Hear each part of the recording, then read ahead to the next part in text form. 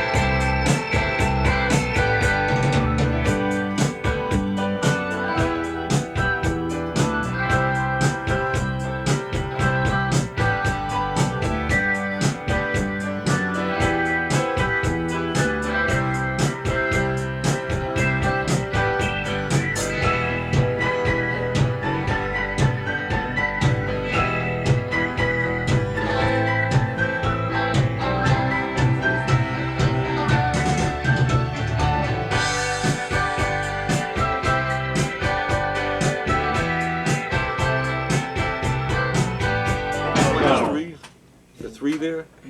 That's what doesn't work. That's the three. No, the three works. It's when you go. I don't know, whatever you're going back to. You're going on the beat, right? You guys are going on the beat. And the band is not playing on the beat, you know?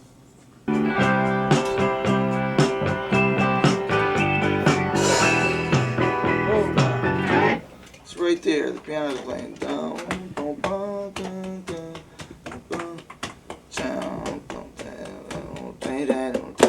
Yeah, and the bass.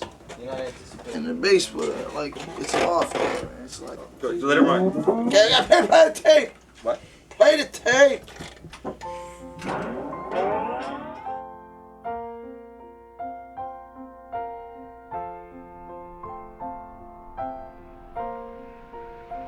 And you feel real good about the way this one's come out, I take it. Yeah, I like it. I like it, which is always a hard thing to do. It's hard to. I mean, there's a lot of things that that I would do differently, and I hear differently now. But in general, I think it's an honest record, and that's basically what I was trying to make.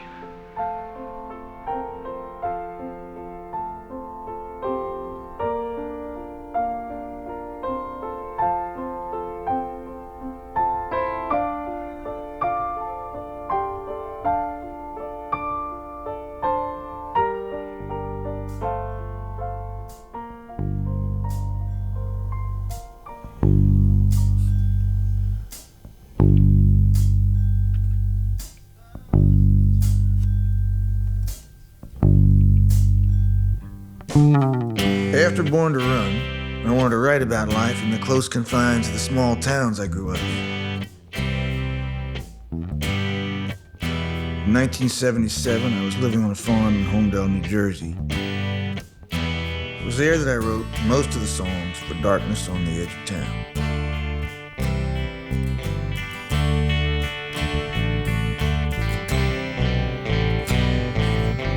I was 27 and the product of Top 40 radio. Songs like The Animals, It's My Life, We Gotta Get Out of This Place were infused with an early pop class consciousness.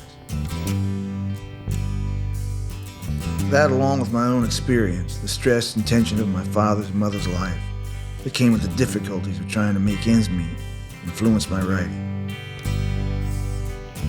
I had a reaction to my own good fortune, and I asked myself new questions. I felt a sense of accountability to the people I'd grown up alongside. I began to wonder how to address that feeling.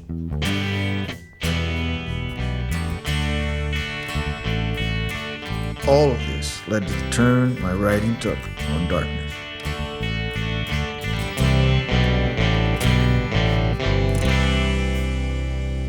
Tonight I'll be on that hill, 'cause I can't stop. I'll be on that hill with everything I got. Lives on the line, where dreams are found and lost. I'll be there on time, and I'll pay the cost for wanting things that can only be found in the dark.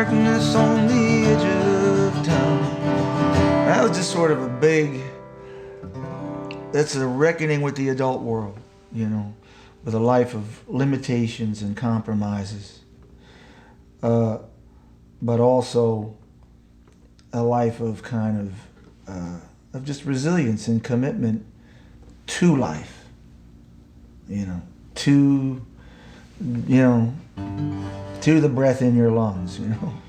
How do I keep faith with those things? How do I honor those things? Darkness was a record where I set out to try to understand how to do that.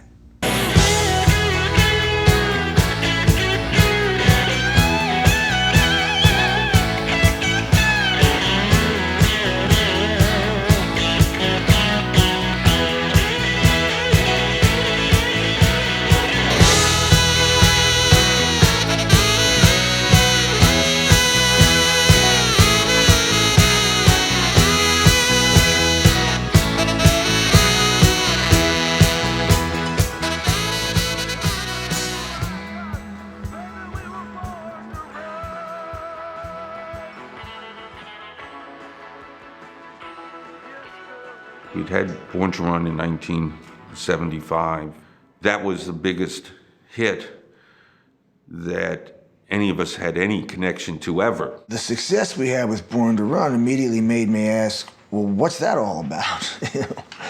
What is that, what's that mean for me? The success brought me an audience. It also separated me from all the things I'd been trying to make my connections to my whole life. And it frightened me because I understood that what I had of value was at my core, and that core was rooted into the place I'd grown up, the people I'd known, the experiences I'd had. If I move away from those things into a sphere of just freedom as pure license, to go about your life as you desire, without connection. That's where a lot of the people I admired drifted away from the essential things that made them great. And more than rich, and more than famous, and more than happy, I wanted to be great.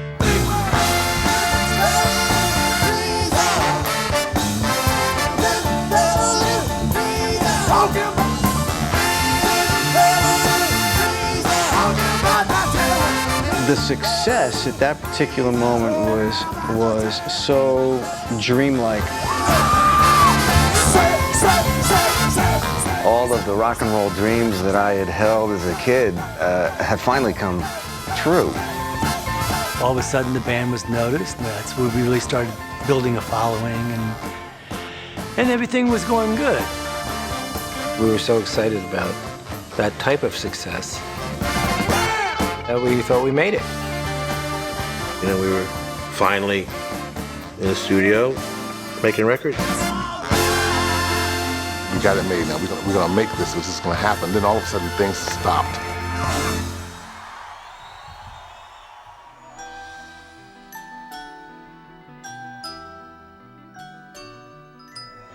There were two clouds that hung over the writing and the recording of Darkness on the Edge of Town, and one was just the success that we had. Let's face it, you're one thing one day, and then all of a sudden you're post-Time and Newsweek, post-Born to Run. Everyone looks at you entirely different than what you are. You were a struggling artist one day, now you're a real success story. I enjoyed it plenty along the way. Try to accept the things that had happened to me, but not let them distort my idea about who I was or what I wanted to do. I had to disregard my own mutation.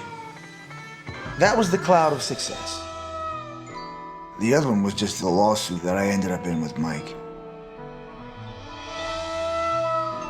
January of 1976, events had occurred that had led to a fracture in the relationship between Bruce and his former manager, Mike Appel. We signed a publishing and production contract originally.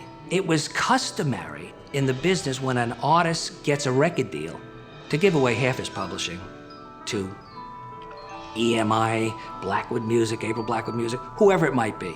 He gave it to me, and it was a good thing he did, because he ended up getting it all back. That wouldn't have happened elsewhere. There was a bit something old school about what was going on. The contract that these music moguls would sign with these kids, and Bruce had signed that very contract. When a law firm represents a Bruce Springsteen, the only way they can get out of the contracts is to claim that they're unconscionable. The whole thing ends up being a lot of stupidity, and, there is no unconscionable anything, and everything's just nonsense. How could you be getting the best deal for Bruce Springsteen as his manager if you were already his producer and his publisher? Once you start along that path, it's hard to extricate yourself from that legal mess that you're now in. You're being pushed along, and you may not like where you're being pushed, but nevertheless, you're being pushed down this road. You have to take a stand. How are you getting out of your contracts if you want to get control? With regard to the legal situation, the actual initial court order was that Bruce couldn't go in the studio with a producer not approved by Mike Appel. In the early stages of that lawsuit, when things didn't go well, his only form of protest over this was just not to go in at all. The main problem we had initially was we couldn't record. And the reason was I was signed to Mike's production company, and that gave Mike the power to decide basically all the essentials about how we recorded, who we recorded with. I was kind of his property in that area, it was all there was to it. And I couldn't make those decisions on my own, so therefore we couldn't go into the studio.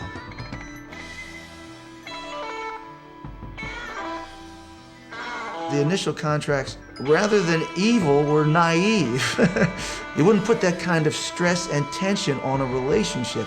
It was bound to be destructive, so the contracts were naive.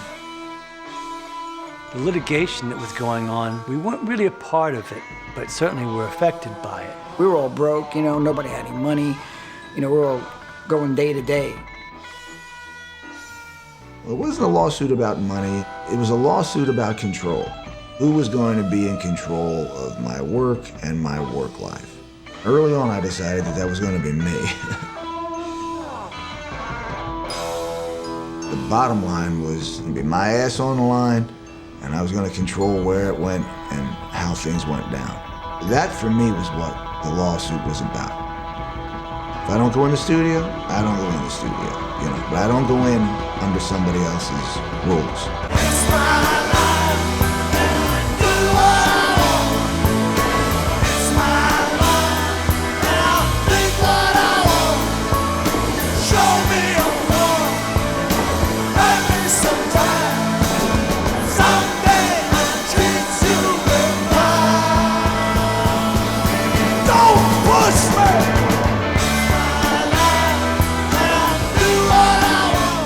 If I can't go into the studio and make the music that I want to make, I won't make the music. And we played live, we survived playing the live shows as best as we could, but things got very, very difficult. What it came down to is, you can lose the rights to your music, you can lose the ability to record, you can lose the ownership of your songs, but you can't lose that thing that's in you.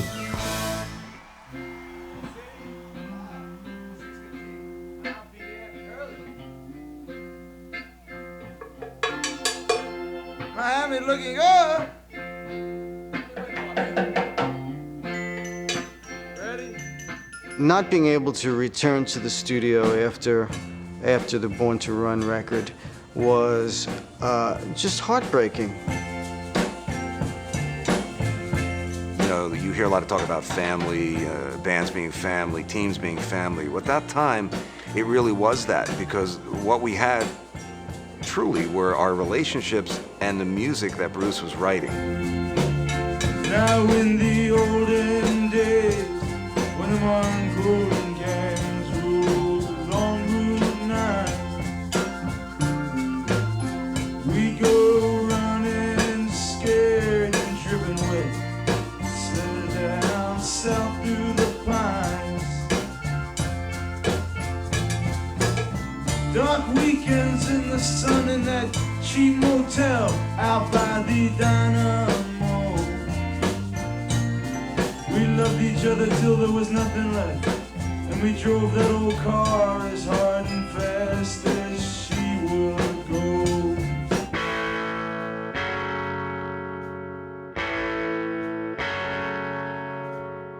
During that time, we rehearsed every day at Bruce's house in New Jersey.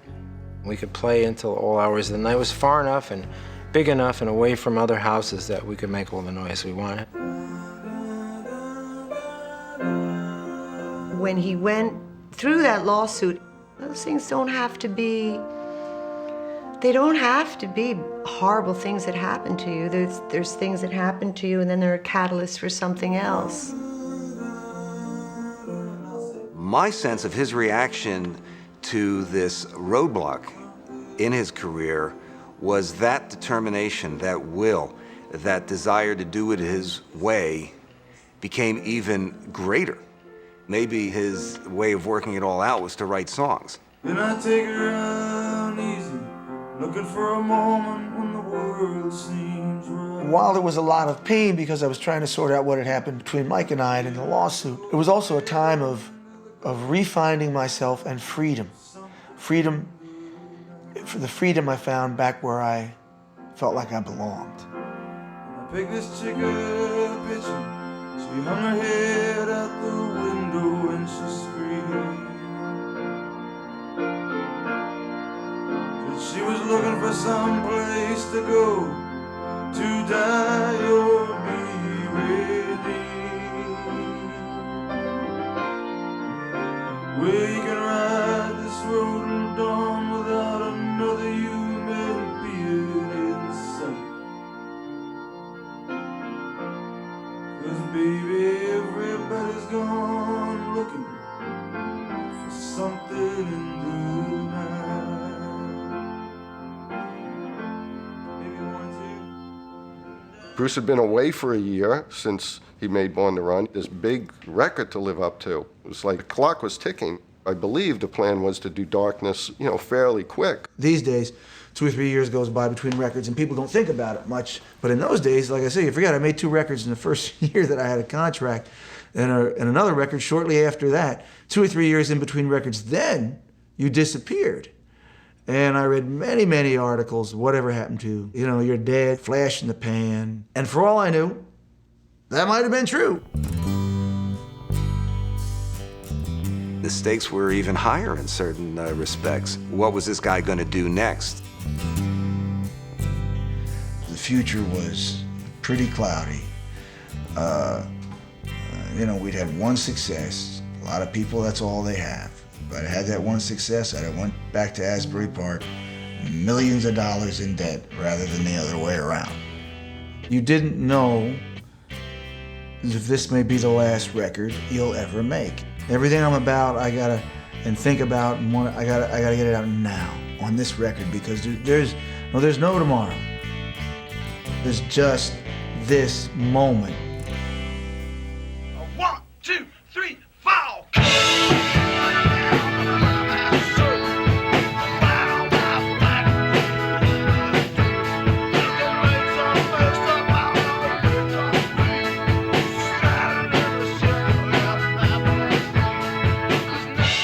In June of 1977, Bruce's situation with his former manager was decided conclusively.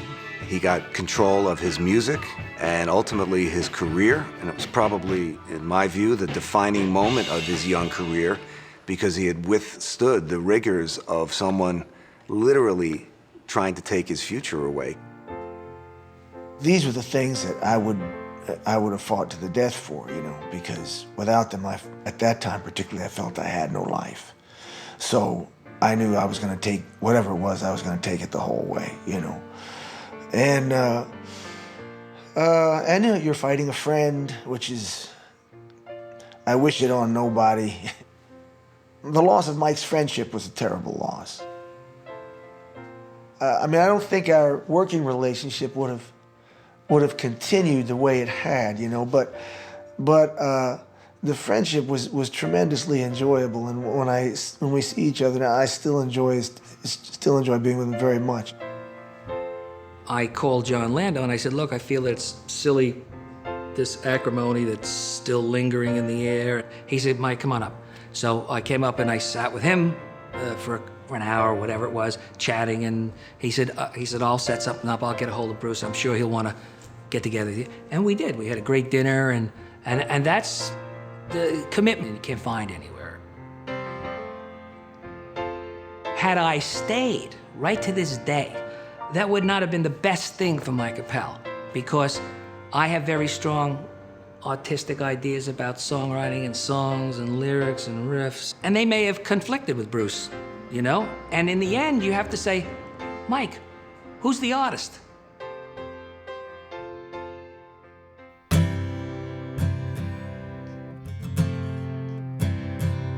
Finally, we went back into the studio to start recording what would become the Darkness of the Edge of Town album. It was a sense of, oh, we can finally start working on this thing with the proper production team of Bruce and John Landau. When we sort of got together and started talking about Darkness, I had vaguely assumed that we would in some way pick up from where we left off. I think even us, as well as the record companies, after Born to Run, felt the next record would sort of follow in the same footsteps, you know, and propel us a little further along. That would seem like formula to me. He wasn't planning to write the next Jungle Land or the next Backstreets. I think that was one moment. He was in another moment. 1, 2, 3, 4.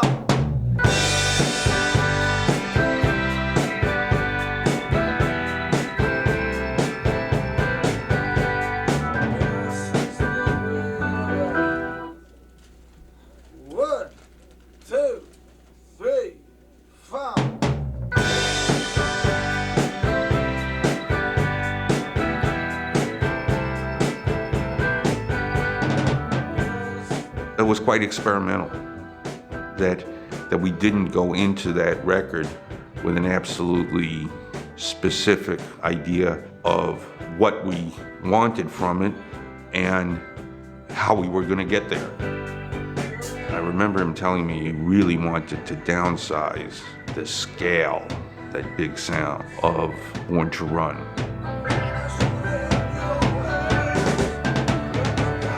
Suddenly everything got very sparse, where the Born to Run album had this sort of, our take on the quote-unquote wall of sound. Now you had this vast cinematic landscape.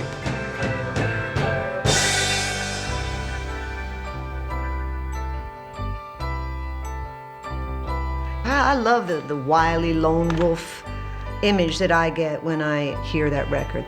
The record maintains that kind of ominous, potentially hopeful feel throughout. It doesn't break that focus.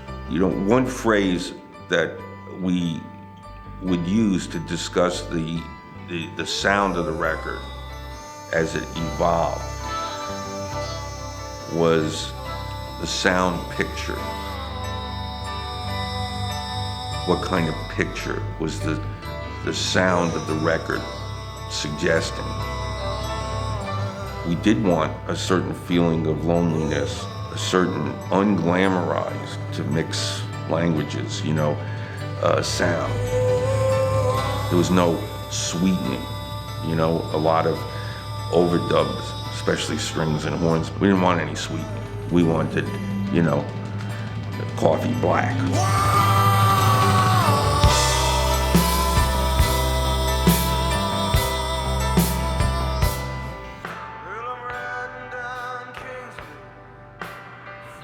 And that was pretty much what I was after. I was after a leaner sound, a little bit of an angrier sound. I wanted to toughen up the songs. When you're first beginning and first making records, you so think that you need this big production and this big sound. So I think Bruce was a little futuristic in saying, let's just be simple. I wanted the record to have a very relentless feeling.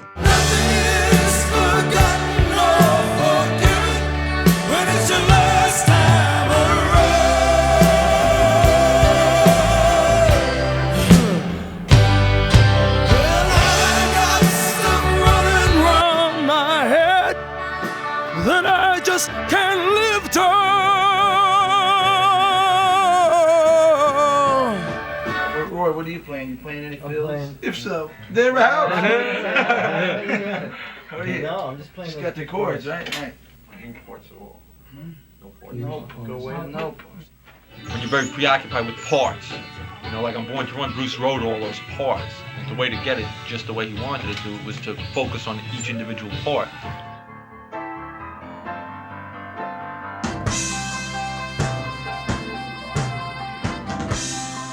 We had these very, very set arrangements on Born to Run. Play that again, Max. Hit your drum. Darkness was a little bit more freewheeling.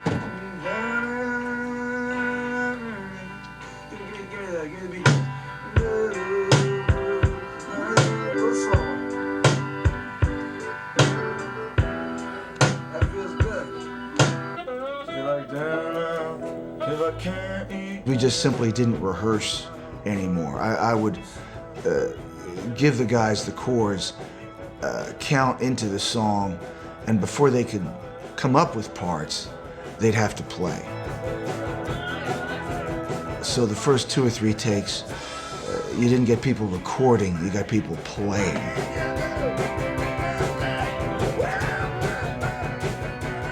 Very often I didn't have the words. Like I remember Badlands, I think I had Badlands.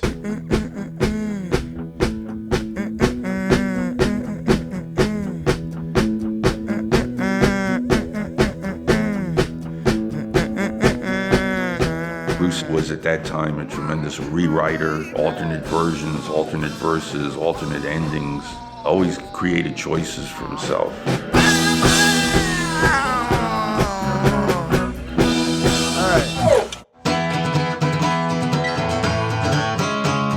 I had that riff, so we'd count it off, and then I would sort of imagine a verse and a A and a B section, though I wouldn't have any lyrics yet. I just was kind of following whatever worked musically, whatever felt exciting musically.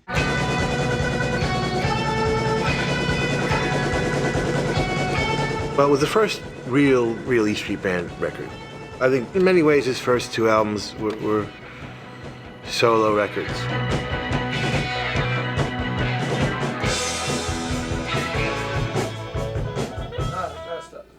How do you capture that great live thing in the studio? Was still a bit of a mystery. In the 70s, somebody decided that all ambient sound was bad.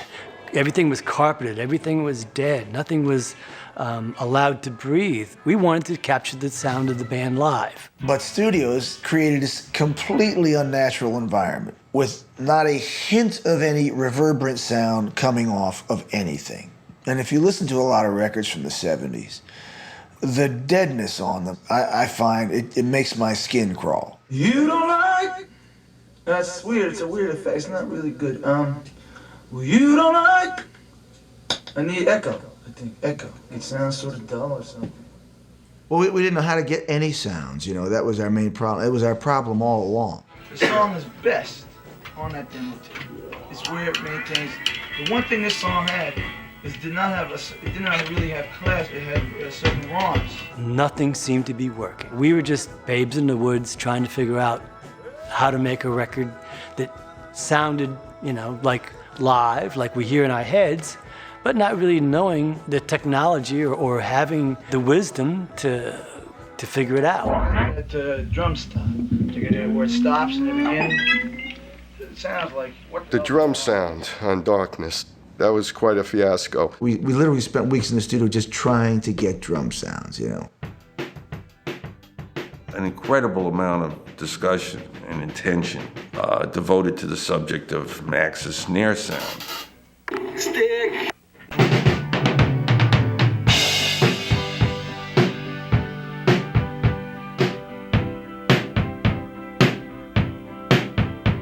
He would be sitting next to me, right? And Max would be out there, and he'd say again, and then Max would hit it, and all Bruce would say over and over and over again, stick.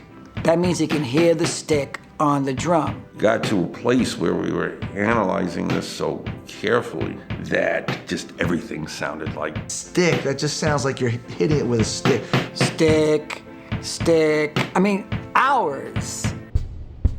We put the drums every place you could put them in that building. We put the drums in the elevator. You would hear the whole reverb of this whole big, stairwell, which made no sense at all. I was waiting, for a phone call to come back to studio and start work again while they're like 10 hours a day hitting a drum trying to make it sound like a drum.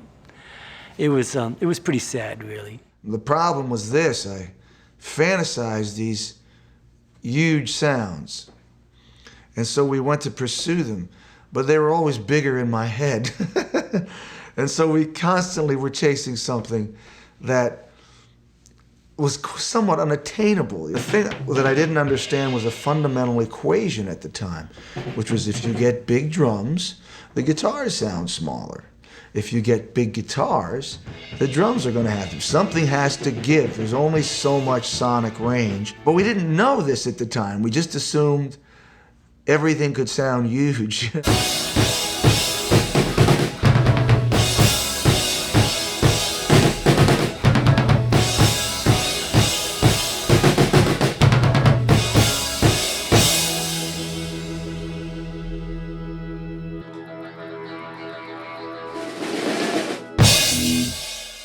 Well, in those days, our process was to rehearse a song in the studio, lay it down, in other words, record it, and once it became at all coherent, go back into the control room to listen to it and to start honing it individually and collectively.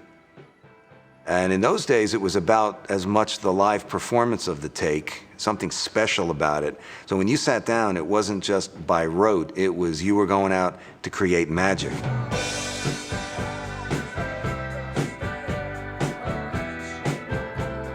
Just interpreted the songs more in your own way, and the sound reflected that because it was much more stark. There was less saxophone.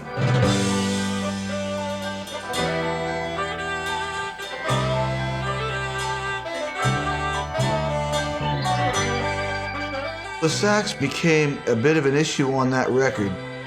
Take Born to Run and say the basis of the record was Brill Building and Phil Spector and urban popular music. When you went to Darkness on the Edge of Town, it was a little more heartland, rural. And so I then began to say, well, how do I use the sax, which always for me was a very urban instrument? How do I integrate, what Clarence is doing into this context? He had definite ideas about certain solos and certain songs. Clarence, can you hit that?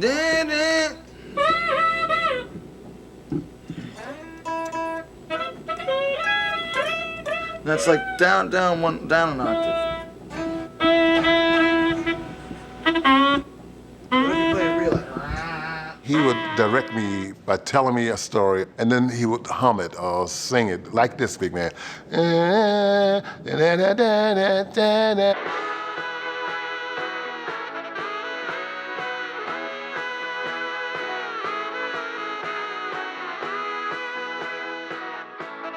I remember we had mastered the record with no sax solo on Badlands. It was just a guitar solo.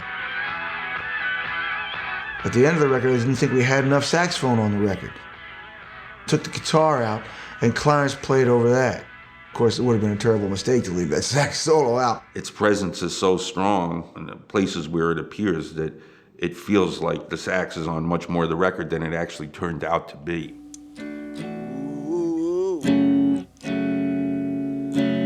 Little darling, yeah, no matter what I do, girl, you know it's true. We recorded a lot of music, reels and reels and reels of tapes and songs, and it went on for days and days and days, and just recording songs. And he was very prolific. It was like he exploded. Born to Run, there were only like 9 songs. 8 made the album. On Darkness, there were like 70 songs. That was a big difference. If you think about that, somebody sculpting 8 songs, and then all of a sudden, the next album, they're writing 70 songs. You basically, the first good 10 songs you write, you put them out. That's your record. Well, that process would end forever. never came back. I always said Bruce would write 5 songs to get 1 song. There was a lot of multi-versions of all kinds of things. We were always pulling things apart. I had like a big junkyard of stuff as the year went by. If something wasn't complete, I just pulled out the parts I liked. It was like pulling the parts you need from one car, putting them in the other car so that car runs. End of the day, factory whistle cries. Men walk through these gates with death in their eyes. And you just better believe, boy, somebody's gonna get hurt tonight. Come on, let's go tonight. You can see in the morning outside the foreman's gate, with death in their eyes and hearts filled with hate. Well, if work went down, then somebody's gonna get hurt tonight. Come on, let's roll tonight, alright. Words all over the place. Bruce to this day has, notebooks, and he's always diddling and always writing and very aware of things around him. The Magical Notebook, an endless stream of songs coming out of it. What are you looking in this book for? The only thing that can come out of this book is more work. Close the book and there's no more work. Get that tape player here.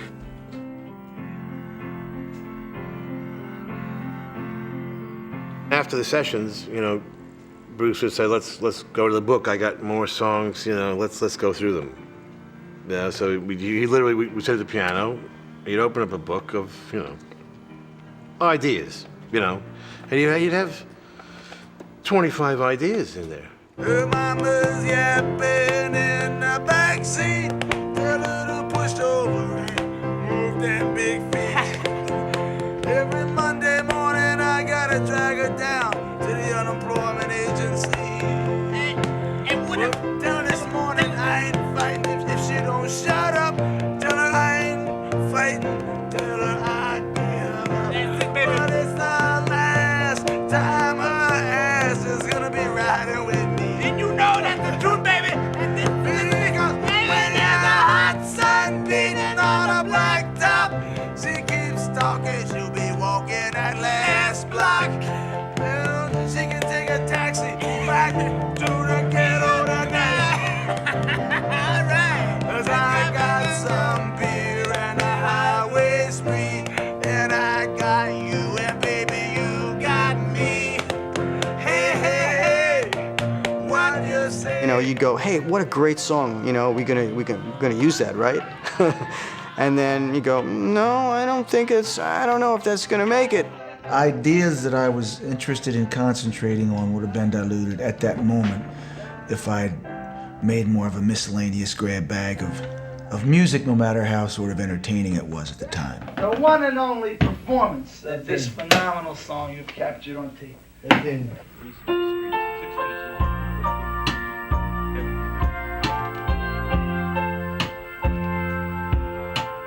You realized after a while that the albums were made up of songs that had an emotional thread, not a collection of what the artist would think was going to play well on the radio. Whoa, I quit little darling, yeah, no matter what I do, well, Those songs wound up being cut later. On the River album, we went back to those and pulled some of those out, and some of them had to wait for the Tracks album.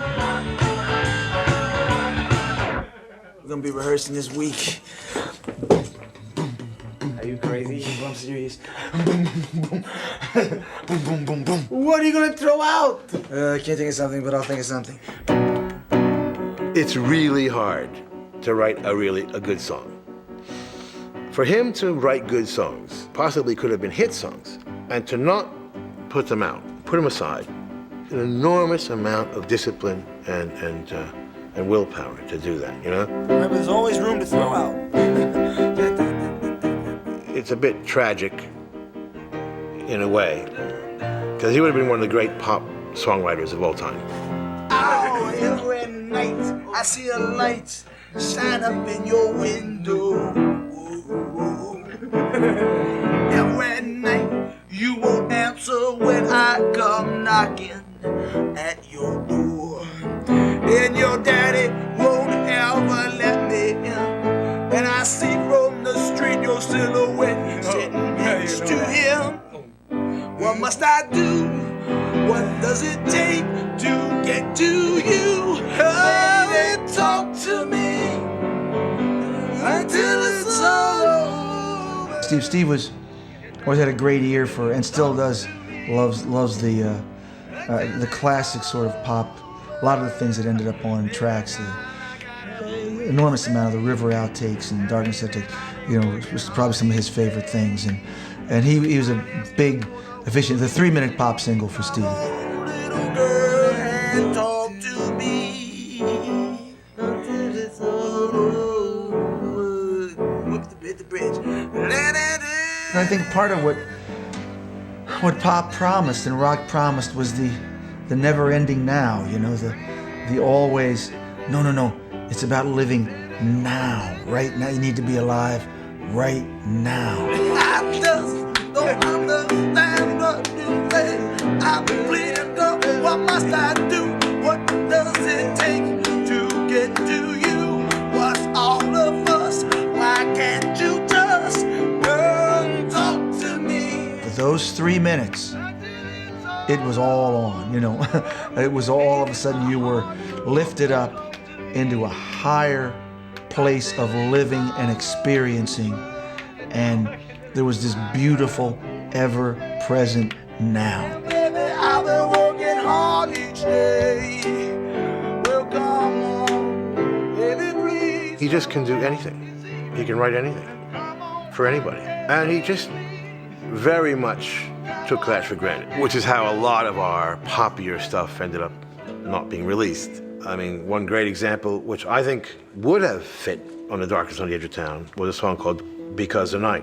I was recording Patti Smith at the time, as well as doing Bruce Springsteen, because I wanted to be a record producer. So I started producing the record and doing it in between Bruce and stuff like that. Got toward the end of the album, and one day we were at the Navarro Hotel, me and Bruce, and he said,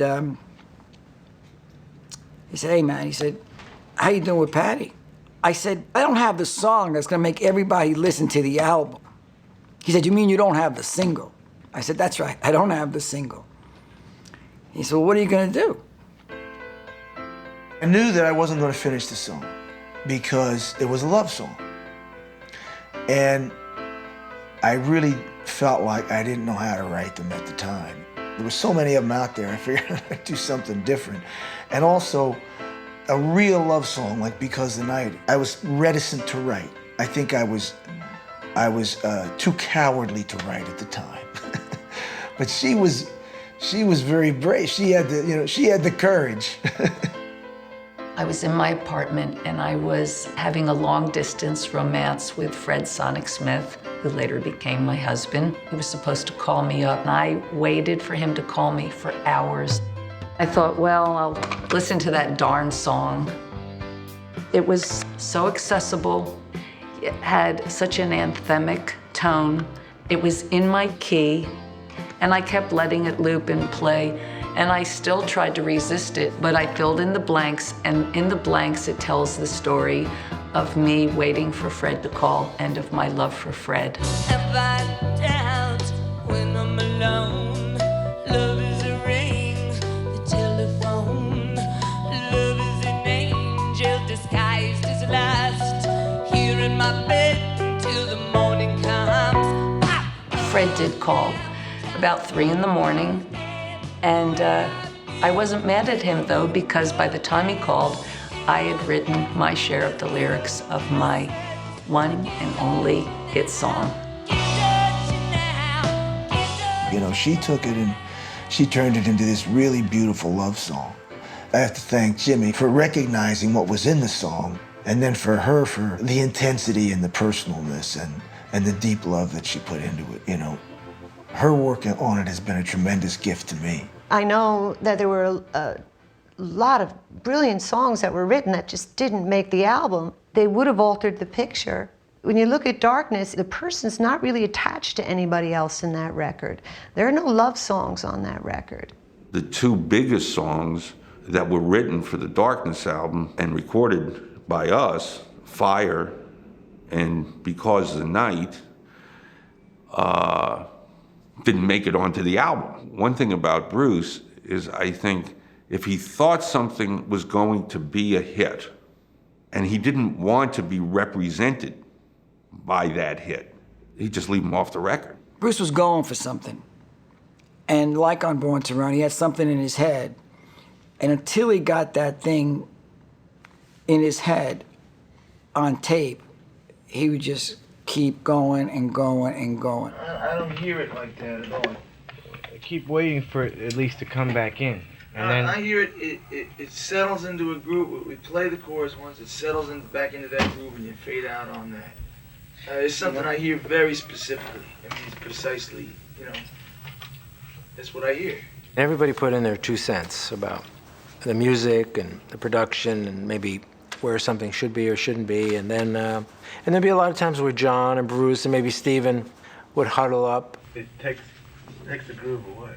It does stop. It stops one thing, and you know, but it's like, no, that's something that I specifically hear that there, you know. You know, there were a lot of people in the control room.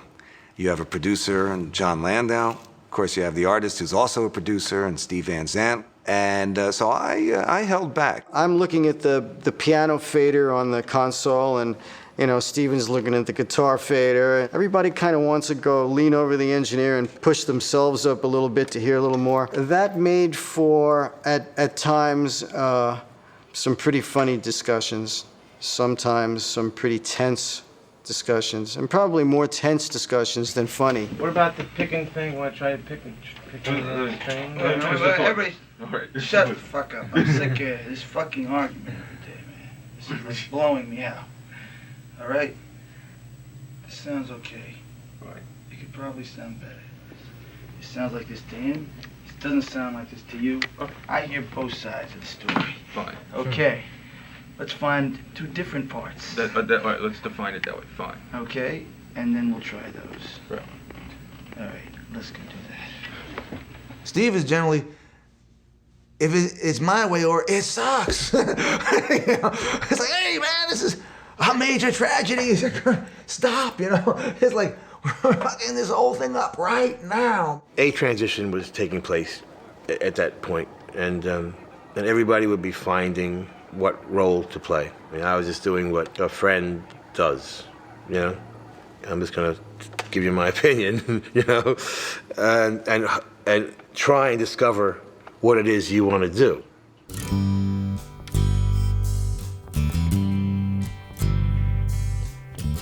The basis for our situation in the studio was pretty simple. John is a formalist for the most part. He's kind of a pop formalist. I mean, he has all roots in gospel and soul, but they were also well-performed, well-sung, well-played records. Steve likes things trashier and noisier, you know. He's the garage guy, you know, and so I tend to like things in the middle somewhere. It was just two varying opinions, you know, and I enjoyed them both. I didn't want any one person having too much control over the direction the music was taking. So I would yin-yang a little bit, you know. It was a way that I played it, you know. So I think John probably entered originally thinking we were going to work like we worked Born to Run, and that was already something I was into trying something else now. Throughout our work life, you know, there's been a variety of moments where he goes, oh, he grasps that idea and he shifts and he finds some very constructive and helpful way to help me move on what I am doing, what I am trying to do, you know. It's an amazing, it's been one of his great talents, and it's probably been an enormous reason why we've been together and so productive for so long. I think that a lot of this album had to do ultimately with Bruce's own personal growth and trying to come to terms with his idea of what it meant to be a man. So I was trying to write music that both felt angry and rebellious, yet that also felt adult. That was a big thing that shaped that record.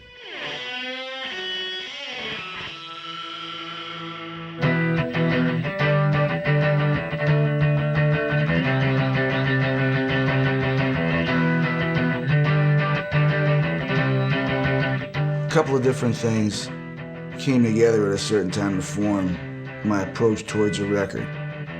The explosion of punk during '77, you know, which actually I felt quite a bit for. I felt some similarity in spirit somewhere, you know.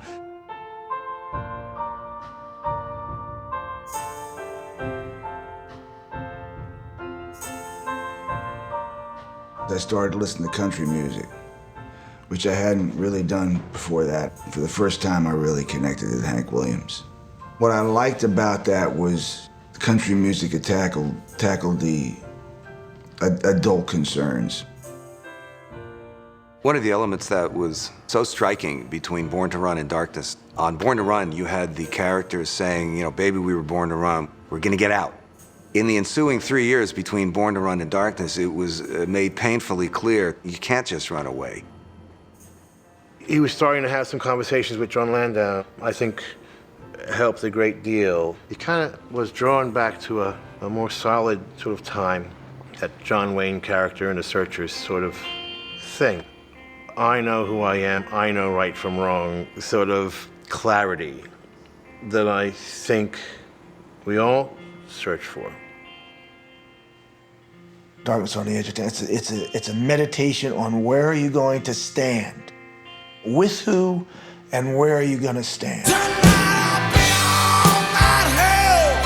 Cause I can't stop. I'll be on that hill with everything I've got. With lives on the line, where dreams are finally lost. I'll be there on time, ready to pay the cost for wanting things that can only be found. The song builds to that one big moment, and then I'll be on that hill. I can't stop. I'll be on that hill with everything I got. That was the only answer I had at the time. Not forsaking your own inner life force. You know, how do you hold on to those things? How do you hold on to those things? How do we keep those things? How do we do justice and honor those things? That was the question that record asked over and over and over again. Adam Raised the King, how do we honor our parents? You know, Promised Land, you know, how do we honor the community and the place we came from? Factory, how do we honor the life that, you know, our brothers or sisters and parents lived? For some reason, that was something that really mattered to me, and it mattered to me a lot. Tonight, my baby and me, we're gonna ride to the sea and wash these sins off our hands. Tonight, tonight, the highway's bright out of our way, mister, you best keep. 'Cause summer's here and the time is right for racing in the street. Life is no longer wide open. Adult life is a life of a lot of compromise, and that's necessary. There's a lot of things that, hey, you should be compromising on. And there's some essential things where you don't want to compromise, you know. So figuring those things out.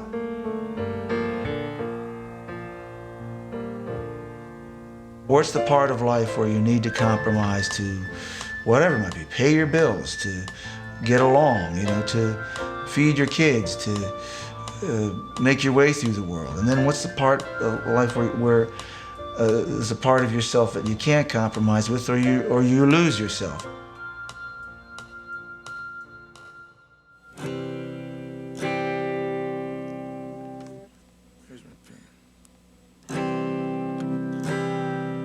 Beware. There's several different approaches to this song. There's a couple different sets of lyrics. End of the day, the factory whistle cries. Men walk through those gates with death in their eyes. And you just better believe, boy, somebody's gonna get hurt tonight. Cause it's supposed to be like temperatures rising. Somebody's gonna get hurt tonight. Cause it's the working,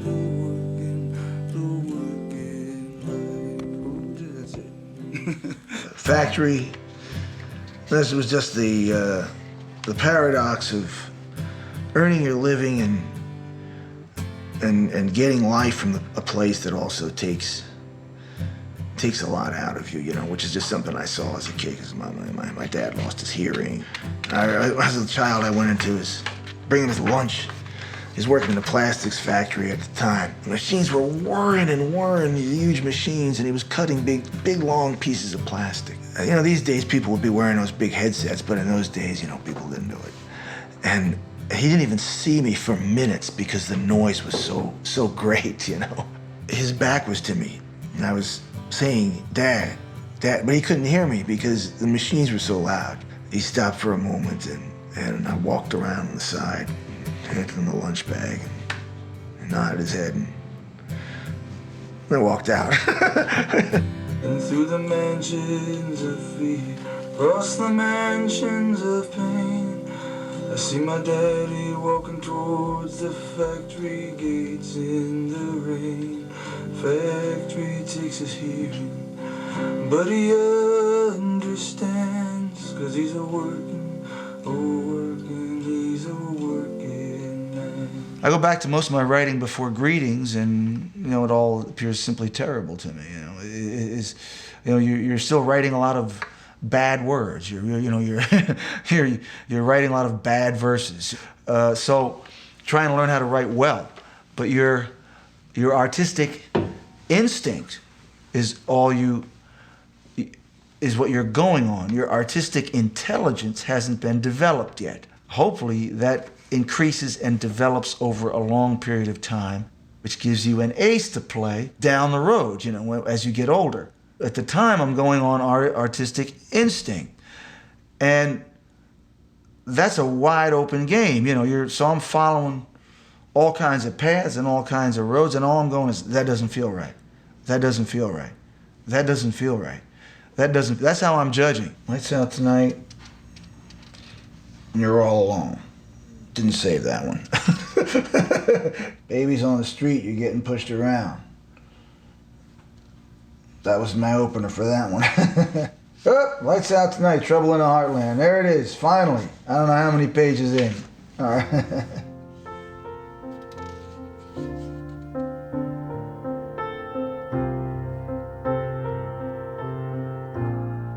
Racing in the Street, I'm sure there's a million verses on that.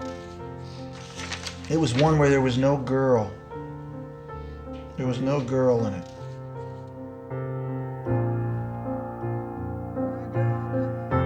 The continuance of the story of the two guys in the first verse. I asked two people what they thought. I asked Obi Jezis. Obi is one of my earliest fans. And she says, I love the one with the girl in it, right?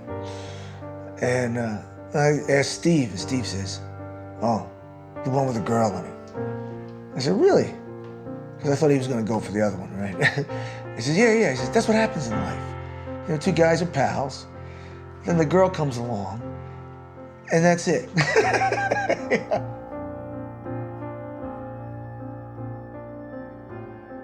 When I inserted the relationship in the last verse, it made sense of the journey that the guy's taking. You know, a lot of the songs deal with my obsession with the idea of sin and what is it? What is it in a good life? Because it plays an important place in a good life also. How do you deal with it?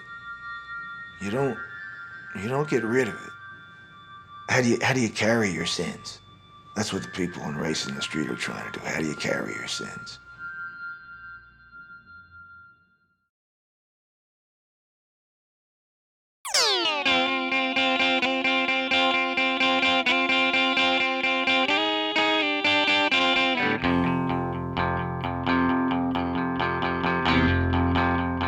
Well, the work ethic that surfaced on Darkness was actually even more intense than anything that had gone on before. This was our lives. I mean, this was everything to us. There was no wives or families or girlfriends that mattered that much. So we were there all the time. It was a mission. Better or for worse, we were messianic in our approach. You know, it was like, this music is gonna save the world. This thing ain't 9 to 5, man. This thing is 24/7. And being the fact that I didn't have a life, that was easy for me. You know, everybody else had to suffer with me. It was both self-indulgent and the only way we knew how to do it.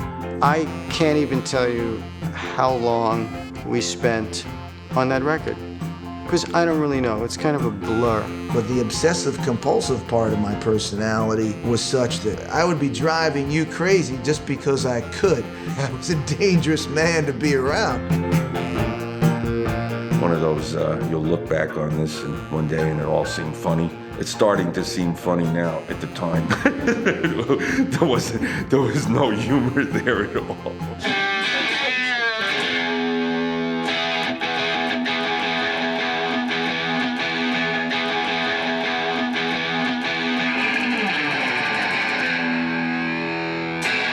There was downtime in the studio. You'd get it, finish a take, and you know, you got to capture the moment.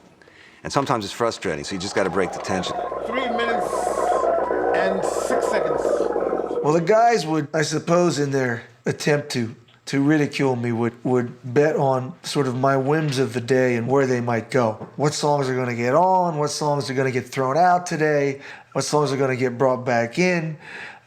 How long are the songs going to be? I'll take 4:45. How's that? 4:45. Scientific method. They had to find a lot of ways to get out from underneath my oppressive hand.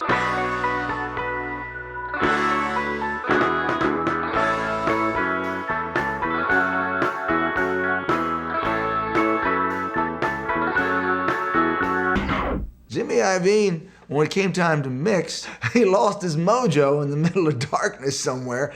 We just couldn't mix the record. We had nothing but chaos going on. At some point, I got a call from John saying, hey, Charlie, we're having a bit of a problem locating anything in between dull and shrill. I had never mixed anything before. I wasn't actually a mixer. I was a record producer. He comes into the studio and he starts listening, you know, and he has an idea about what we're doing wrong. He had all these different ideas of how to make everything really present. It had a certain rawness to it that I responded to as a listener. So Charlie sits down and he starts to mix. I believe it was Prove It All Night. Got the drums up, got the bass up. Bruce listens. That's fantastic.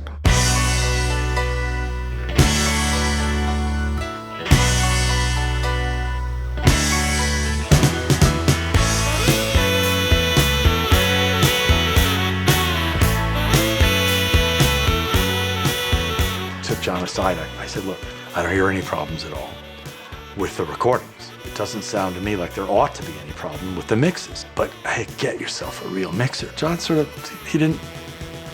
not much of a response. He said, well, he said, what are you doing tomorrow night? Now, when Chuck comes back, Bruce is sort of ready for him, and Bruce starts getting more and more particular. I came back the next night, and he says, look, I'm going to tell you a little something about this song. He says, here's what I want you to do. Imagine you're in a movie theater. On the screen is the two lovers having a picnic, and then the camera shock cuts to a dead body. Every time this song comes up on the album, he says, this song is that dead body. That was an amazing experience in and of itself. Just to hear somebody talk about their music in that way was a brilliant set of cues. He didn't tell me what to do with the music. He told me what he wanted the thing to feel like. One of Chuck's specialties, and what I always loved him for, was Chuck was into just the feel. Does it make you feel what the artist wanted you to feel? He understood how to build a sound picture. It's not an ordinary sounding record. It captures the band in its leanest. You hear in the oral environment things struggling to make a place for themselves. It's not a grand, smooth, open space. It's a harder and darker space.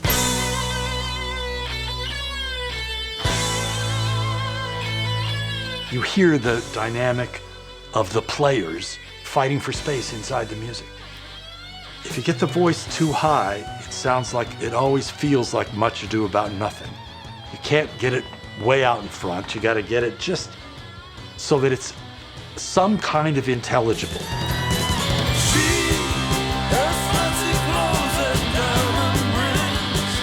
So when all hell is breaking loose, there's that strain as a mixer to keep the voice tucked in.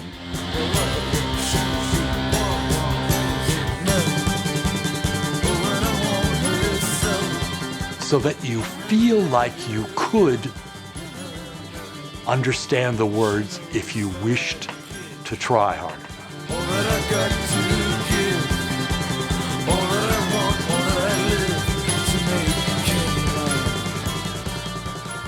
Charlie, essential to the team, came in, saved our asses, literally was the white knight on that record.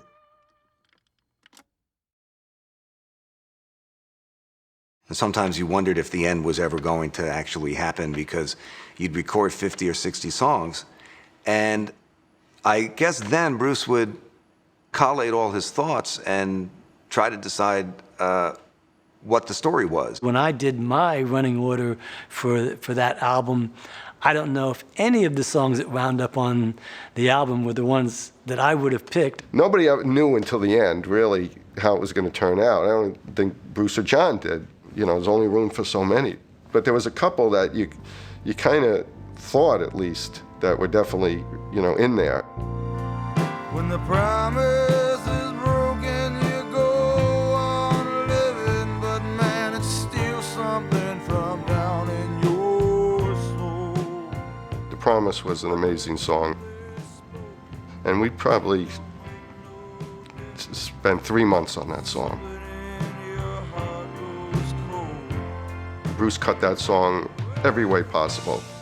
It just was, you know, just unheard of not to put a song that great on the record.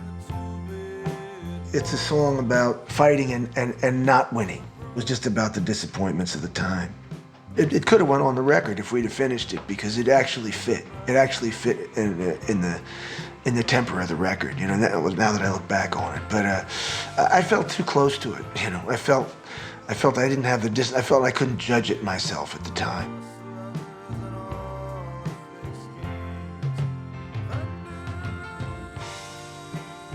This was the beginning of Bruce being very meticulous about the sequencing as well. He would have sequences made up. He would have 4 or 5 sequences, and he listened to them all the way through. We always were concerned with our cornerstones, first and last cut on both sides. Everything happens between those spaces. So that was our narrative device. Got to remember, Bruce and myself shared a feeling that we were always making an album. And to me, the unit, the thing that should be the work of art, is the album. It's not like it's not any one element. It's not a cut. Like the highest is the complete album. A complete album. That's the highest developed thing in rock, you know.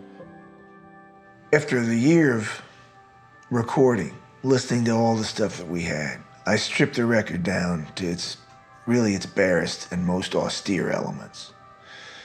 And I decided I wanted something that felt like a tone poem. And I didn't want any distractions from the narrative and the stories that I was telling. And I wanted to have a sort of apocalyptic grandeur. In the darkness on the edge edge of town. In the darkness on the edge of town.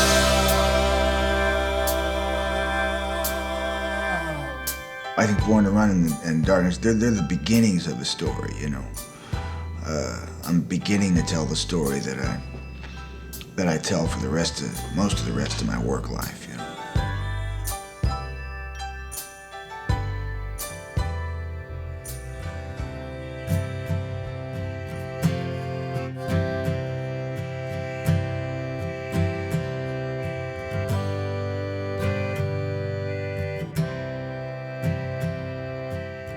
He came down to my house. He said, you know, what should I bring, Frank? What should I, you know? I said, well, just bring some changes of clothes so we can get several looks. He came in with the crumbled up paper supermarket bag. And in it was, you know, some flannel shirts and some jeans and some t-shirts and, you know, and that was his wardrobe for the shoot. We had just moved into this house, an old house in Haddonfield, New Jersey, with that flowered wallpaper and everything, you know, the cabbage roses, and, you know, let's just do some test shots. That very first day, some of the test shots that we did up in the bedroom with the cabbage rose wallpaper ended up being the cover for Darkness on the Edge of Town. Incredibly revealing, very revealing, very stripped down, kind of like what I thought the record was. And they were also very blue collar at the time, which is what the record was. So it was just like, yeah, that's, you know, that's my story. That's the character in my story right now, you know.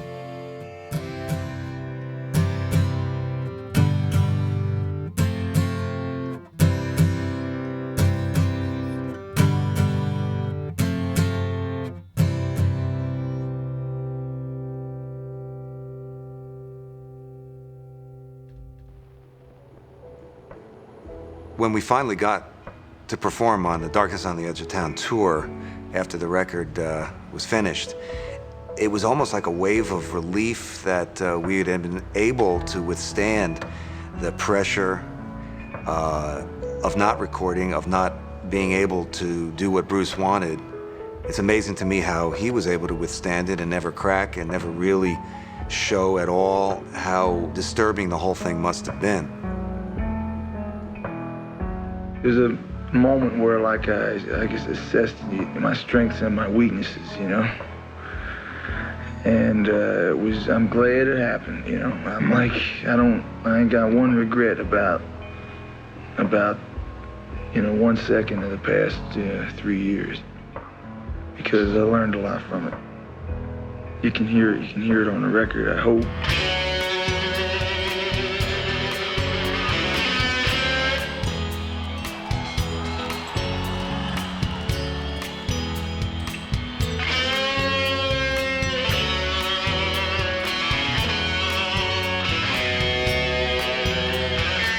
The Darkness album and the Darkness tour was such an important part of the Bruce Springsteen and E Street Band story because, in my view, it really seemed like the first time that it is possible to do it your own way. And there was a ferocity in the band when we finally went out and started playing again that perhaps wasn't there earlier. It was just a absolutely take no prisoners approach.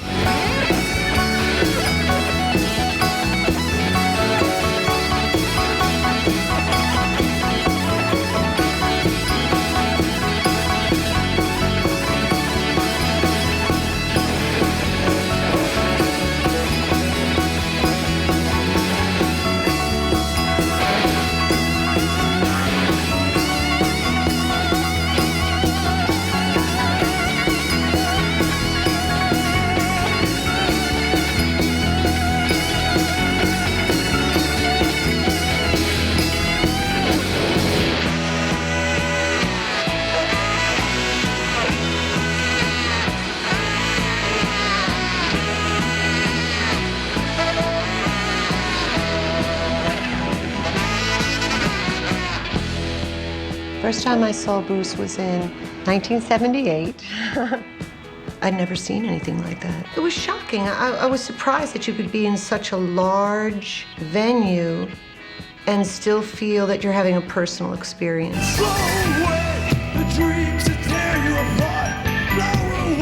When you come out there in that dark, you make that magic, man. You pull something that doesn't exist out of the air. It doesn't exist until on any given night when you're standing there in front of your audience. Nothing exists in that space until you go 1, 2, 3, 4, boom. Then you and the audience together manifest an entire world, an entire set of values, an entire way of thinking about your life and the world around you, and an entire set of possibilities.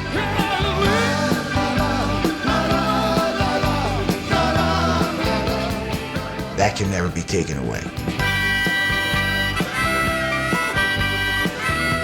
Bruce is a man with a vision, and at the same time, he's a person in search of a vision.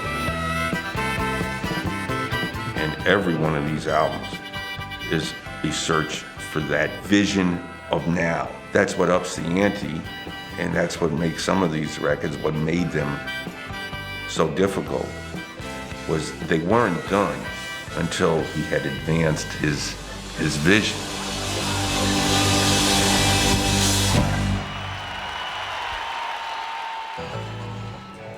Wait a second, everybody.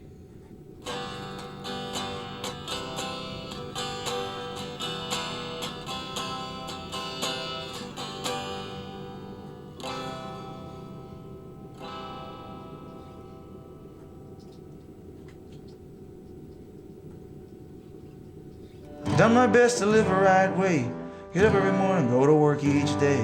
But your eyes are blind, your blood runs cold. Sometimes I feel so weak, I just want to explode. Felt very weak in those days. You know, couldn't do much of what I wanted to do. You know, you had your friends depending on you, and you couldn't really take care of them. And I always prided myself as a good band leader, but you were more than that in those days. The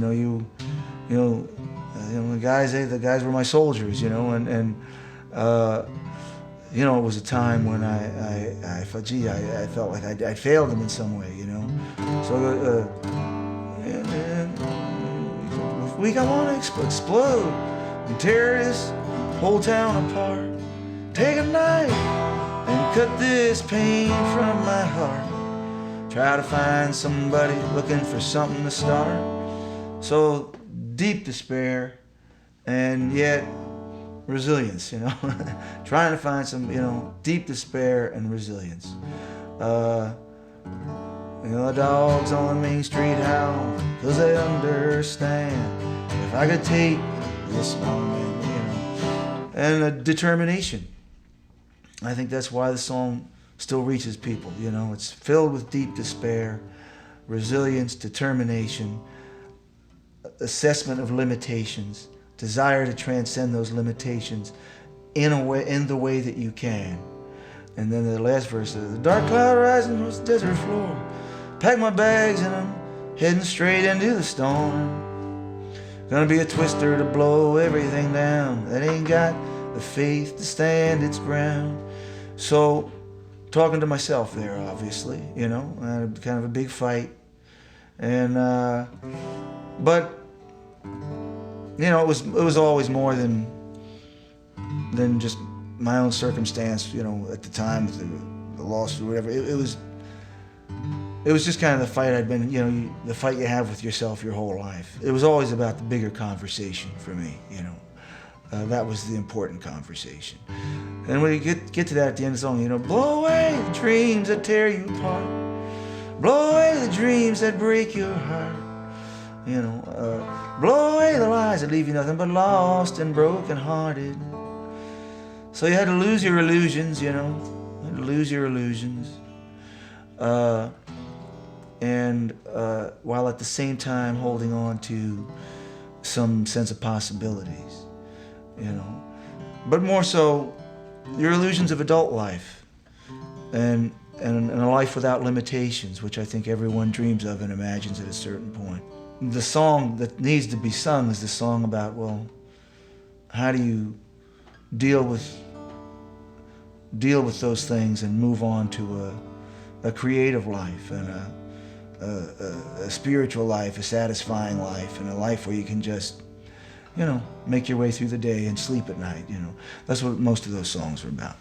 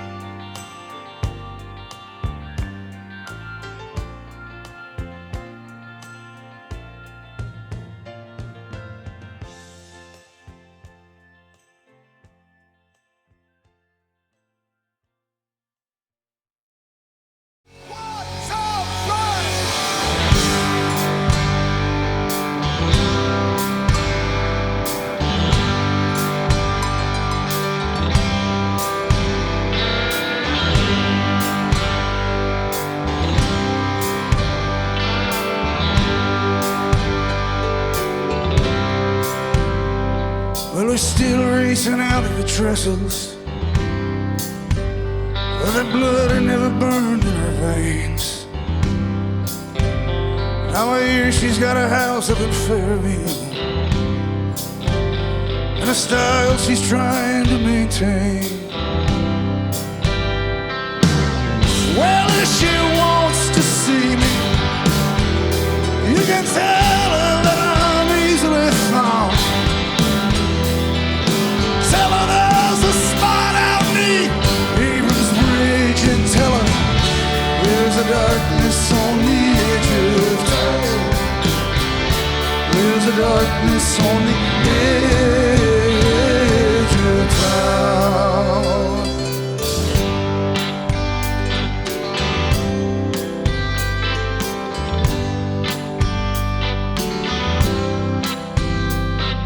Well, everybody's got a secret, Sonny. Everybody's got something that they just can't face. Some folks, they spend their whole lives just trying to keep it. They carry it with them every step that they take. Till one day, they just cut it loose and let it drag them down. When no one asks any questions, it looks too long in your face. In the darkness on the edge of time. In the darkness on the edge of time.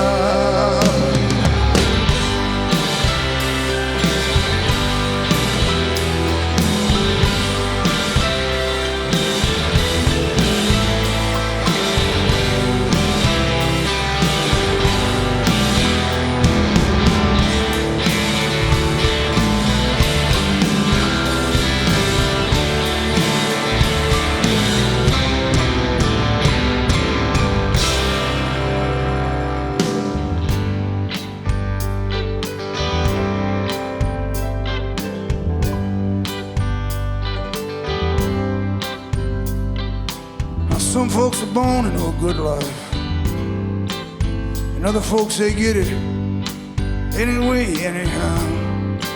I mean, well, I lost my faith when I lost my wife. Those things don't seem to matter much to me now. 'Cause tonight I'll be on that hill, 'cause I can't stop. I'll be on that hill with everything I got.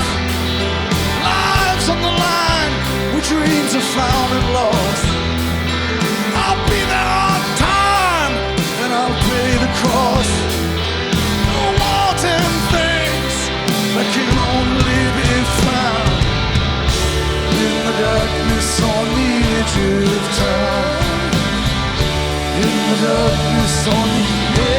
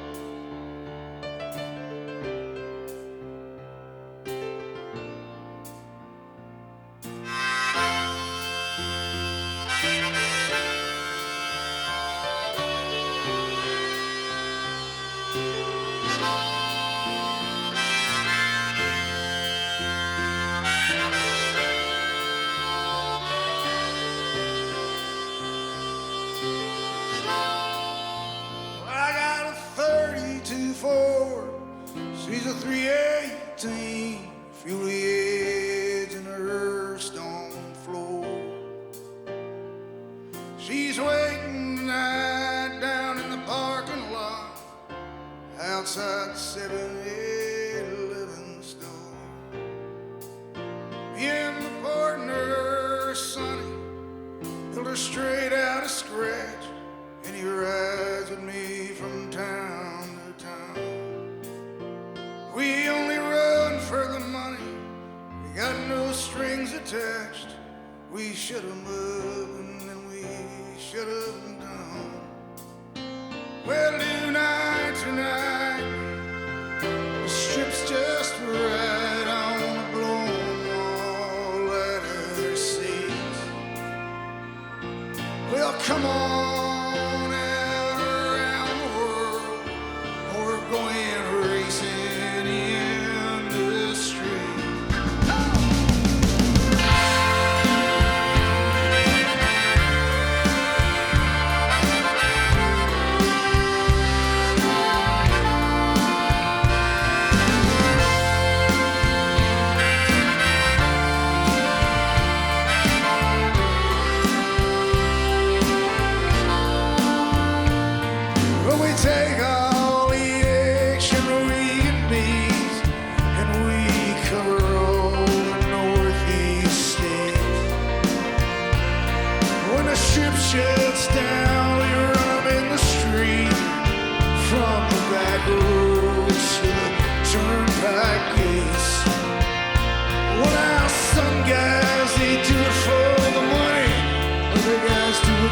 'cause they don't know what else they can do. Well, it just ain't nothing left at home. You're tired of waking up in a world that somebody else owns.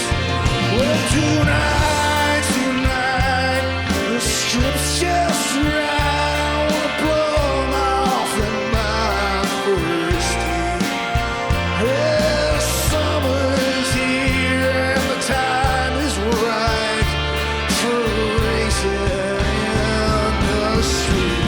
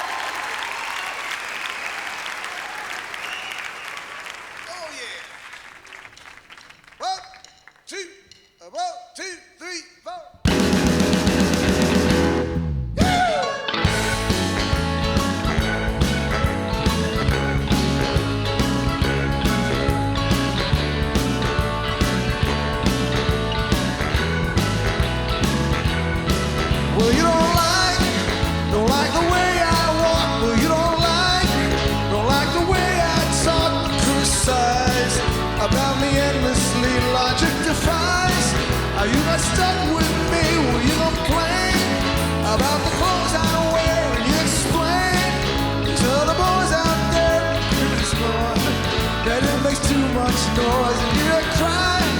I'm always out. I quit, little darling. Yeah, no matter what I do, girl, you know it's true. Ain't good enough for you. Hey! Well, you complain about the weather at night, and you explain I'm really not your type if we go out. You say I'm such a bore if we stay in. Say, what are we living for? Understand? There's nothing I can do. There ain't no way I can satisfy you in the night. I lean in for a kiss. Here comes a pitch.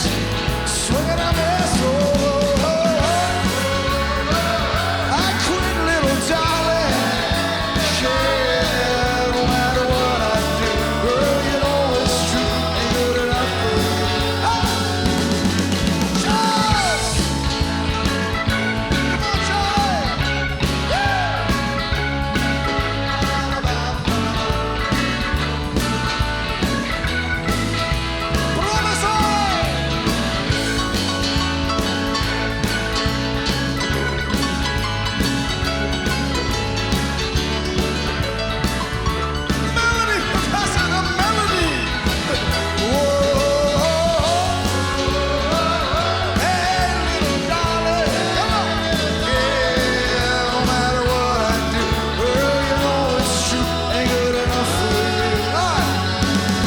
I try to change. I got a job in sales. I bought a shirt uptown in Bloomingdale's, and babe, I tried to make the latest scene hit 'em cool.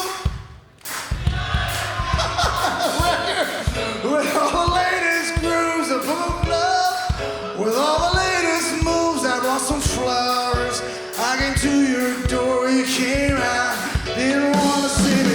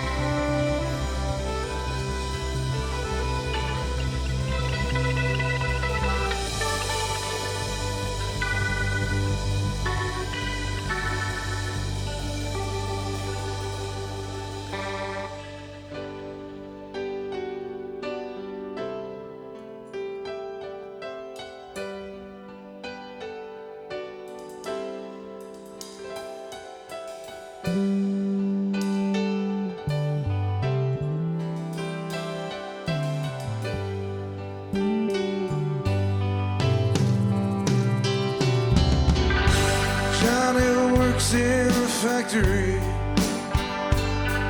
and Billy works downtown.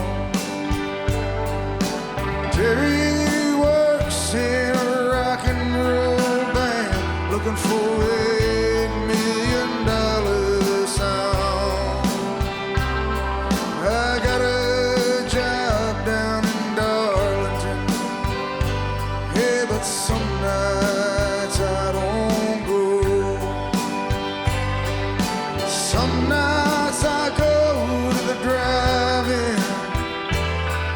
Some nights I stay home. I follow that dream just like those guys do way up on the screen. I drove a Challenger down Route 9 through the dead ends and all the big scenes. And when the promise was broken, I cashed in a few of my old dreams. Well, now I built that Challenger by myself, but I needed money and so I sold it. I lived a secret I should have kept to myself, but I got drunk one night and I told. All my life I fought this fight, the fight that no man can ever win. Every day it just gets harder to live this dream I'm believing in. Thunder roll. Ah, baby, you were so right. Thunder roll. There's something dying down on the highway tonight.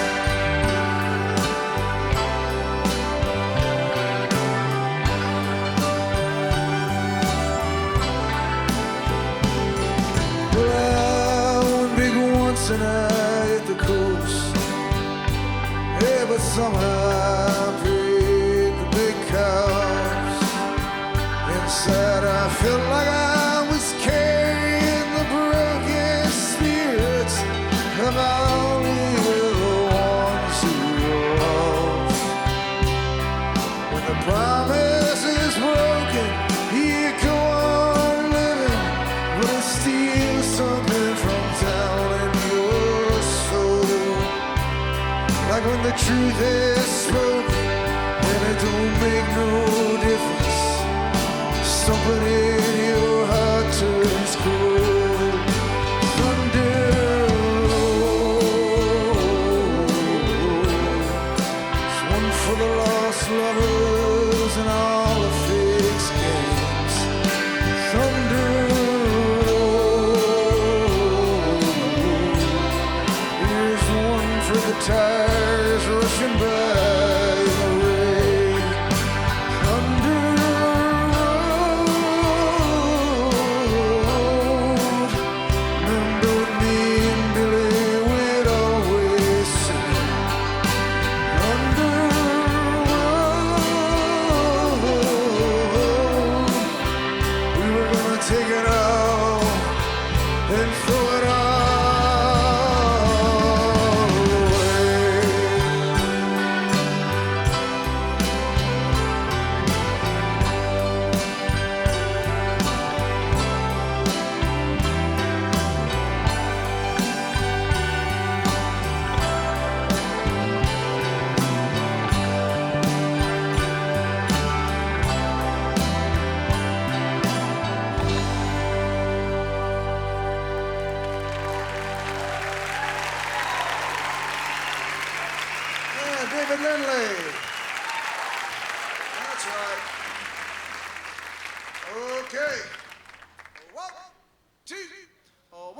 2, 3, 4.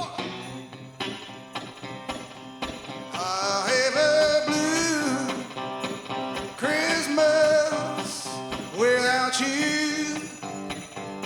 I'll be so blue just thinking about you.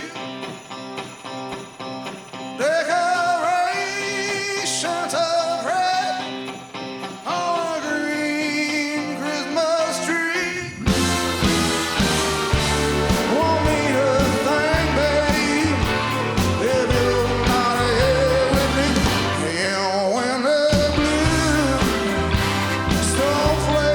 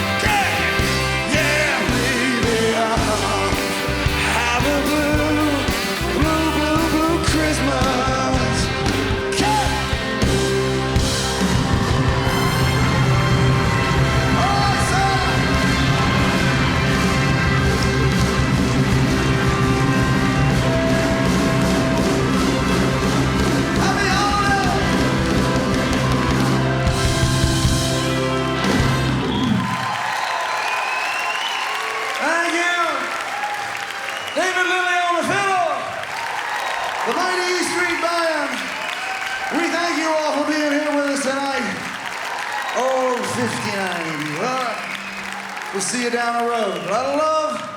Thanks, guys. Very good, darling. Wonderful dancing. Thank you. Terrific. Hey, Bricktown, Bricktown. Hey, guys.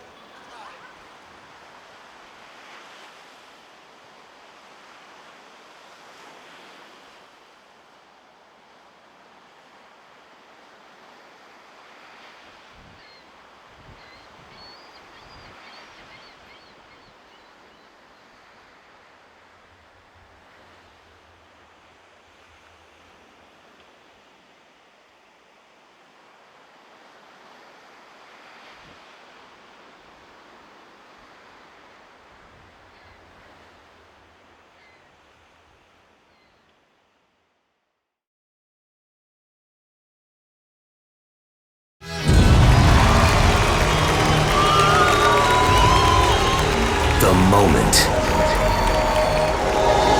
has arrived.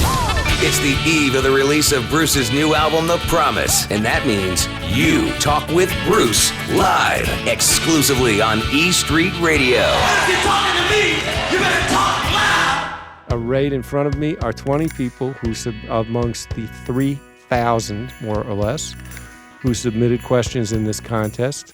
The contest was whoever could submit the best question to ask Bruce tonight was going to win. We wanted to have something that had some flow to it. We wanted to ask the basic, fundamental questions about The Promise and Darkness on the Edge of Town box set that's coming out, and the Promise 2 disc set that's coming out with it. Ready to go, Bruce?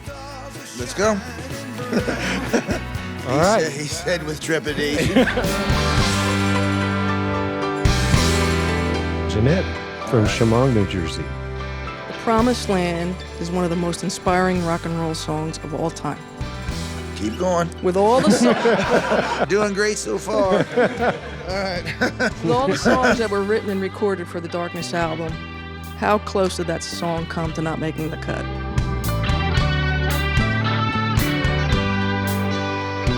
That song it had never had a problem being on the record. You know, that song, Badlands, I think Racing in the Street, Prove It On. A lot of the songs that ended up on were never, those songs were songs that were never considered to be taken off. Most of the things that ended up on were when I came on something, I knew I want this on. The record was so tight that by the time we got there, and it took us a long time to get there, and Darkness on the Edge of Town itself was was the very last thing we recorded, I started to have a really good sense of what I wanted. So, Bruce, what song made you lose the most sleep over by not putting it on Darkness? well, by the time we got done with Darkness, we'd been working at it so long, sleep was easy to come by because we were like, I didn't lose sleep over anything. I think, you know, I was just glad it was done. I remember I went back to my hotel room, I put it on a little record player, I listened to it, I said I don't like it, and then we put it out. You know? I knew that at that point, this was the best I could do, and I could not do anything more or better at that particular moment. So I suppose, you know, there's a lot of talk about The Promise, but I was pretty certain that I wasn't comfortable with that song at the moment, and so I didn't, you know, once again, I just, if I wasn't certain of something, I left it by the wayside. Some nights I go to the drive-in. I don't have any regrets. When it shuts down, those last notes of Darkness, that's what I had to say. We worked so hard over the years on these records, and we made so much music, and we worked hard on the music that we didn't put out. And the nice thing about it is that it's still there. It's, you know, hasn't gone anywhere. It's still there. And I think we're at a point where it's nice to just have this stuff officially see the light of day. When the promise was broken, I cashed in a few of my dreams. Patrick from Homer Glen, Illinois. Bruce, I've heard you say when you're performing, you get your energy from the crowd. You like to see who's alive and filled with your music, and that drives your performance. I was wondering what it was like playing the Darkness DVD without an audience. Well, everybody's got a secret. It's not very hard at all because the initial dialogue is the dialogue you're having inside yourself. Folks, they spend their whole lives just trying to keep it. They carry it with them every step that they take. Everything starts there. Till one day, they just cut it loose and let it drag them down. Badlands, Darkness on the Edge of Town, these are all battles and conversations I'm having inside of myself that I've had for my entire life, and I still have today. The darkness on the edge of town. So when you walk out to an empty theater, it's never really empty. There's all those voices inside your head, my friend.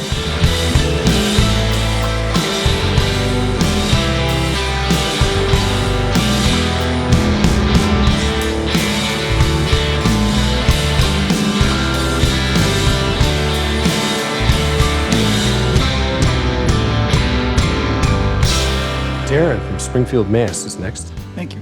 Was there ever a point in the creative process of making Darkness that you became so frustrated with the lawsuit and the time it was taking to settle and move forward that you ever thought about giving up the rock and roll dream? No. I tried to change.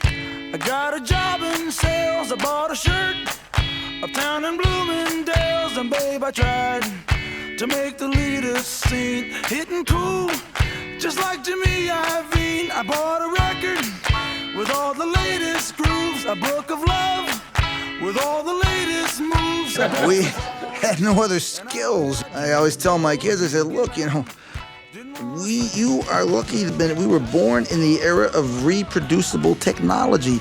Otherwise, you would be in the back of a wagon and I would be wearing a clown's hat.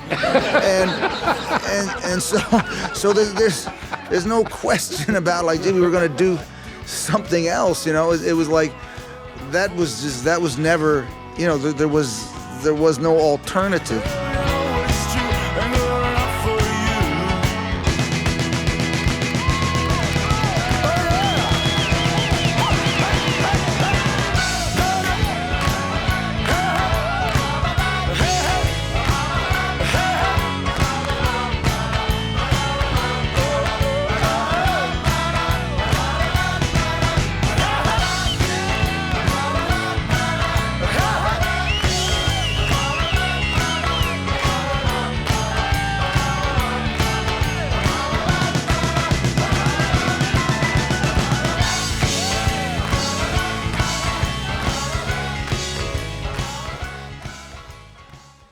Kathy from Paramus, New Jersey. Hi. Paramus. Shopping In a leopard capital. skin top, you sassy thing. Now we can talk. Which character from The Promise would you most want your children to understand? Promise? Which character? You mean the Promise album, right? Yeah, the whole box. The whole box Oh, the set. whole thing. Oh, the whole body, including Darkness.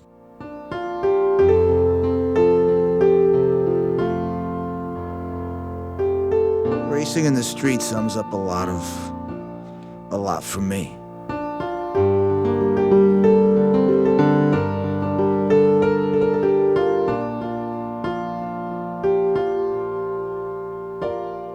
I suppose I would like them to be untouched by that particular sadness if I could, you know?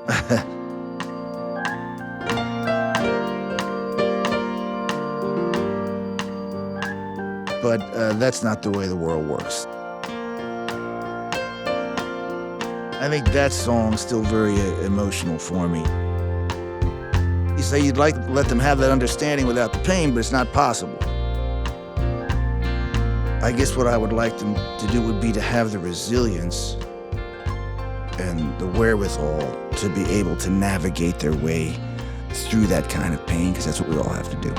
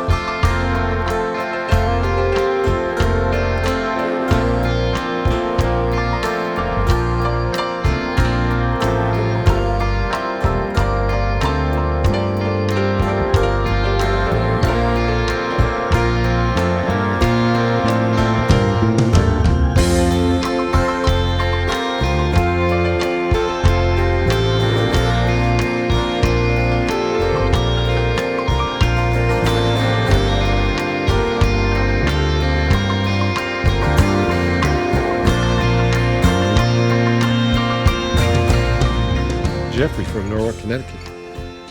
Hi, Bruce. A promise is a huge thing, especially when you give it out millions of times in a song.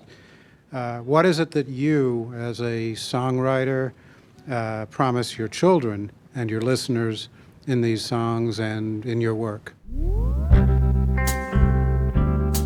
I've said this in the past many times. I think that our lives were impacted so intensely by the records that we heard. Taxi cab, taxi. In my house, that was the available source of unregulated information. No one could have guessed in 1960, as I was a 10-year-old pouring sugar onto my sugar pops in the kitchen, all right, that while I was doing that, I was being brainwashed by some of sort of the most beautiful music and voices and meaningful, one of the most things that would become the most meaningful in my life. My mother didn't know. She had a little tiny radio with a little tiny speaker on and blaring out the top 40 hits on a daily basis. It was stuff that literally altered the way I thought about everything.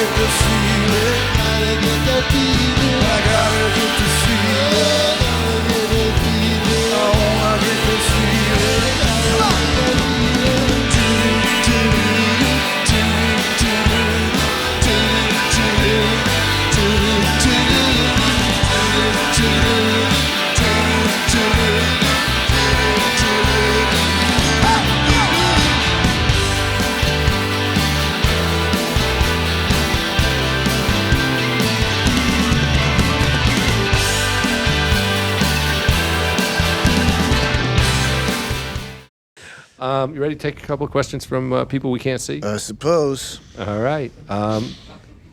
We've got Alex in D.C. is the first one. Hi, Bruce. How you doing? Good, thank you. Darkness is a poetic and dramatic and cinematic record in its lyrics and tone. So I've always wondered, What were you reading at the time, and how literature impacts your process?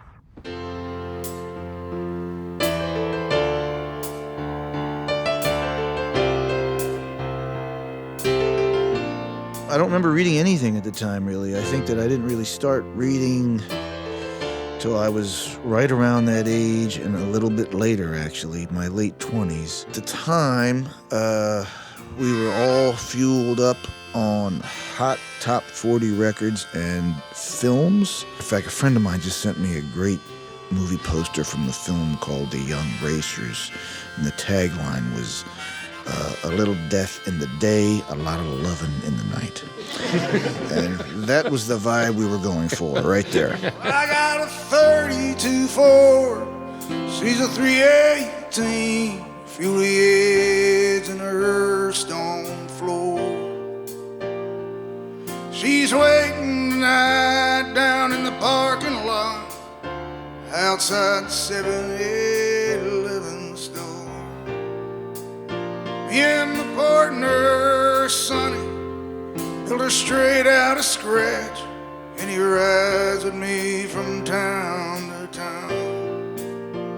We only run for the money, we got no strings attached. We shut 'em up and then we shut 'em down. Well, tonight. Of music and film. Film began to become quite important to me in how I started to put things together. Well, come on out around the world, or we're going racing in the street.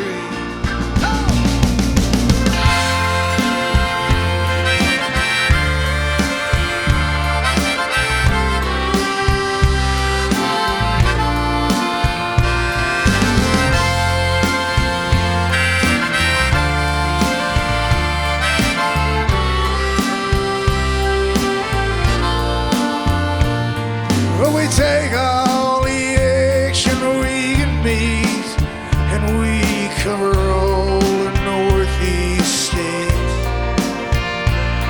When the ship shuts down, we run 'em in the street, from the back roads to the turnpike gates.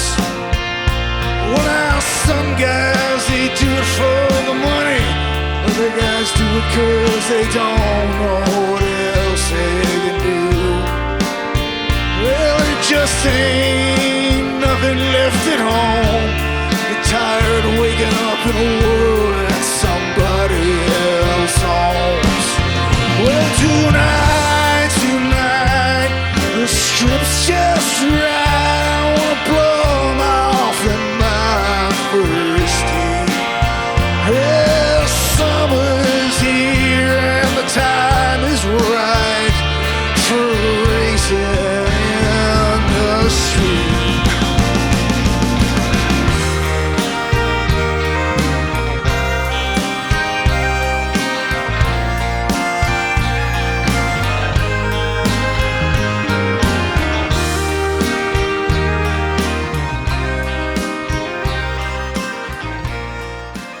My question pertains to the recording of the outtakes on The Promise on the CD. How difficult was it for you to go back and work on your songs that were constructed over 30 years ago? How much of a challenge was it to finish the songs? I did it pretty casually. I thought I'd have 4, 5, or 6 outtakes. I was more relaxed now to finish some things that were left unfinished. Well, I won big once and I hit the coast. Yeah, but somehow I paid the big cost. Inside I felt like I was carrying the broken spirits of only the ones who lost. When the promise is broken, you go on living, but it's still something from down in your soul. Like when the truth is spoken, and it don't make no difference. Something in your heart turns cold. Then we dug up The Promise, which That's all completely original, the way we recorded it. That would have been the version that would have been on the record if we'd have used it, you know. And all the fixed games. Some things needed some lyrics, some things needed a vocal part here or there. The great benefit of the time was simply perspective. I did it pretty much in my spare time, 2 or 3 hours in the afternoon most of the time. I'd done all the sweating, so. But it was fun to go back and find all that music there. That I didn't expect that.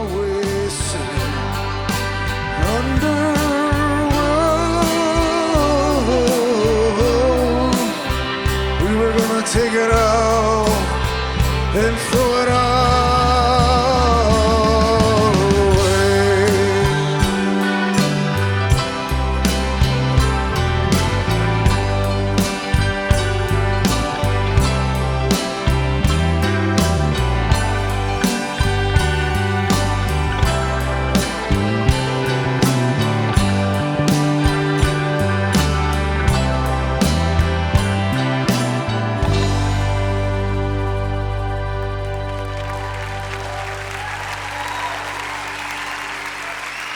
David Lindley. That's right. Okay.